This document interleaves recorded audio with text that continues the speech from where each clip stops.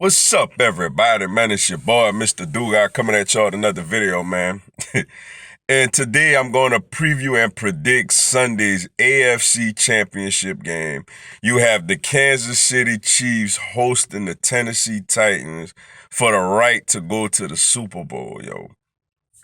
Before I get into this video, man, for everyone, if you want to give me a follow on Instagram or send me a friend request on Facebook, I'm gonna have my Instagram and my Facebook information down in the description box. Come give me a follow on the gram. Come send me a request on the book. Come holler at your boy, yo. Here we are, man. We go from this being a potential wild card matchup to this being the AFC Championship game, man. First looking at the Tennessee Titans, man, coming in, bruh. This team is hotter than fish grease right now, man. And they got a running back is taking over the NFL right now, man. They go on the road, wild card round, knock off the New England Patriots. Then they go on the road doing even the more unthinkable, knocking off MVP Lamar Jackson and the Baltimore Ravens. So now here they are going up against Mahomes, man. Like I said, they coming in with Derrick Henry, man, who's been the most dominant running back in these playoffs. When you think about a guy with that size, man, like he's basically a defensive end playing running back, man.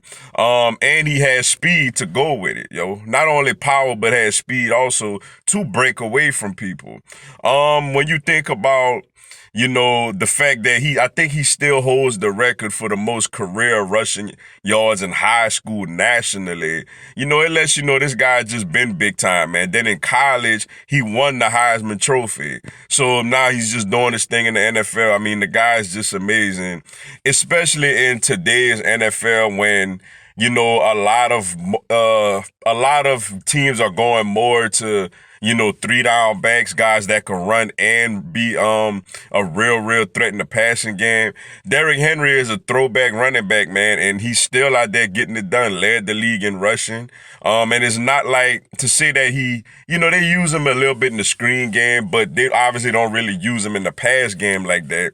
And to consider the fact that he led the league in rushing, missing a game, and the fact the team was 9-7, so it's not like they was ahead in every game they played. And for him to still lead the league in rushing speaks volume to Tennessee in the way that they're blocking, and kudos to him the way he's running the football.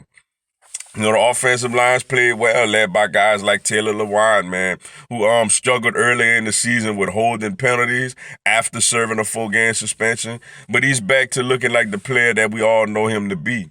Ryan Tannehill, who I got into it with Tennessee fans, the last couple of years because I tried to tell them that Marcus Mariota is not very good. Like, I just did not believe the guy was a good quarterback. I think he would be a nice backup somewhere, but I didn't think that he's a franchise quarterback like a lot of them thought he was. And lo and behold, as soon as Mike Vrabel, shout out to him for having the guts to make that decision, pulls Mariota out of the lineup, the former number 2 overall pick during his contract year, inputs Ryan Tannehill, who, wasn't a great quarterback in Miami neither, but you could see he's more of a veteran, and he has a better command of the offense.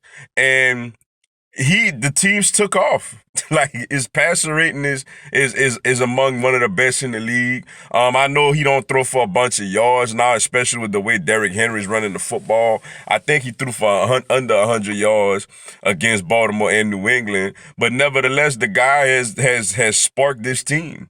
They led by a very young receiving core, man, in the rookie AJ Brown, the former top 5 pick Corey Davis.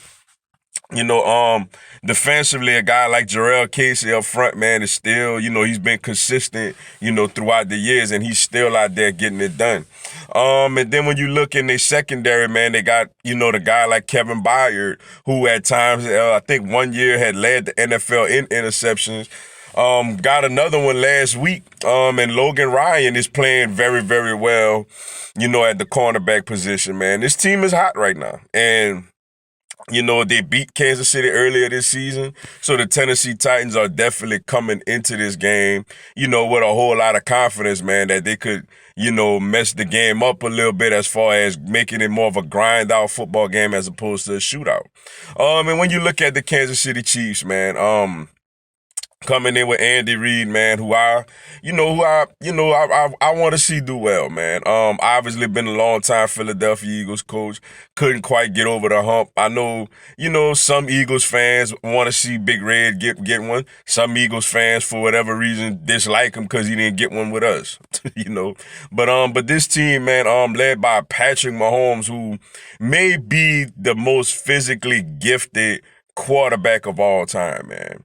Just when you consider his arm strength, when you consider his ability to move in the pocket, the way that the type of box office player he is, with the no-look passes, the deep balls, the guy is absolutely amazing, man. And Andy Reid's system, when you combine his talent with Andy Reid's system, you have an amazing quarterback, man. Look at Andy Reid's track record, man, with Donovan McNabb, revitalizing Michael Vick's career. He was able to get us a high draft pick for Kevin Cobb. You know what I'm saying? Alex Smith played solid with Kansas City, and now you have Mahomes, man. It's just a perfect match, man, between quarterback and head coach, and scheme. And they got athletes everywhere. Like, as great as Mahomes is and as great of a play call as Andy Reid is, I mean, they have athletes everywhere, man. When you think about Tyreek Hill, guy runs, a 4.3, 4.2 or whatever, blazing speed, cheetah-like speed. Micah Hardman, man, a rookie from Georgia, who is crazy, with Tyreek Hill dealing with all, the issues that he did early in the year. They drafted Micah Hardman thinking that he may be his replacement, but now you got both of them out there.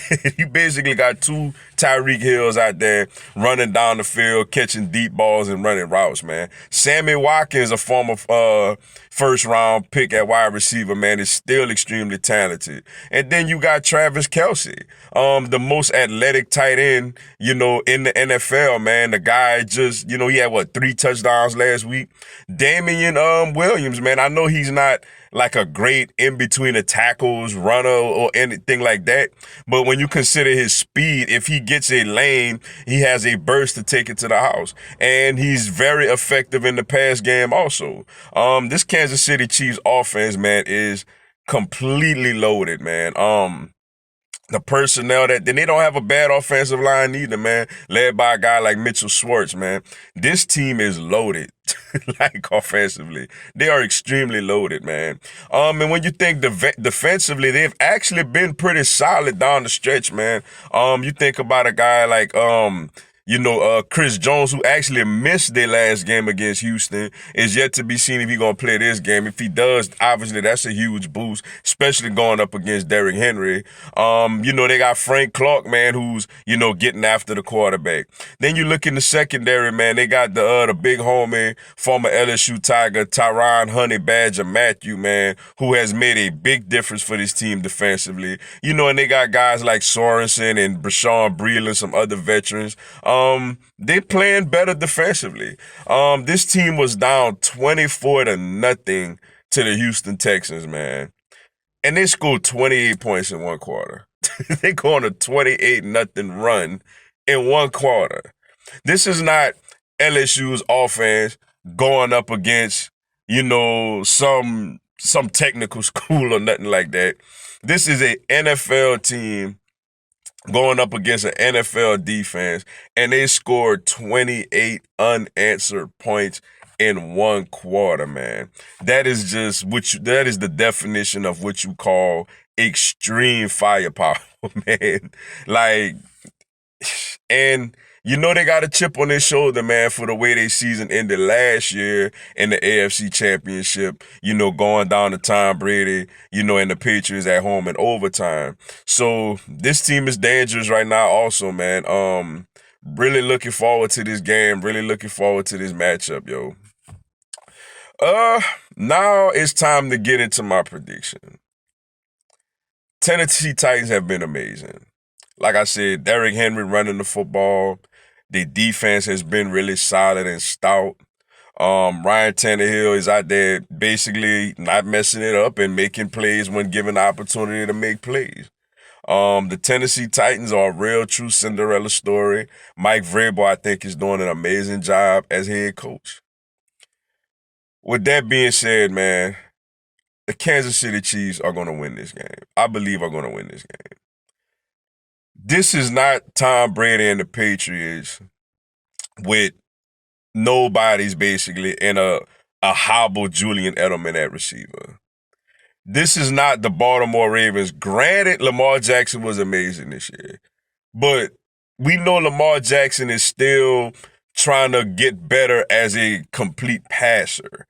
Not to mention, he doesn't have many receivers like that. He got them tight ends. He got Hollywood Brown, and that's pretty much it as far as receiver. This is not them. You are talking about an offense, man, that is as lethal personnel-wise as anything we've seen, yo. As far as their not as their accomplishments, but as far as the personnel they have, yo. That as lethal as almost any offense we've seen. You're talking about a quarterback that's as lethal as any quarterback we've seen. And you're talking about a team that's motivated, a team that fell short last year, you know, a team that head coach has never won a Super Bowl, and he's right there. Like, I think the Tennessee Titans are gonna score early. They're gonna make it tough. Henry gonna have success early. I think in the second half, similar to the Houston game, I think the Chiefs locked down a little bit defensively, and I just think they got too much firepower for Tennessee to hold. I got the Kansas City Chiefs beating the Tennessee Titans. I'm gonna go 40-27, yo. With that being said, man, that's all I got for y'all today. Appreciate y'all checking out the video. Go on, hit the like button for your boy and give me a subscribe, man. I'm going to have Philadelphia Eagles and NFL content throughout the year. Also, this coming Tuesday at 6 p.m. Eastern, 5 p.m. Central, 3 p.m. Pacific, I'm going to do a live Q&A. Y'all can come on there and ask me anything. Tell me anything. I'll answer your questions, respond to your comments, and give you a shout out on the live, yo. Y'all should join me. It'll be some good stuff. Until then, man, y'all have a blessed one. Fly, Eagles, fly.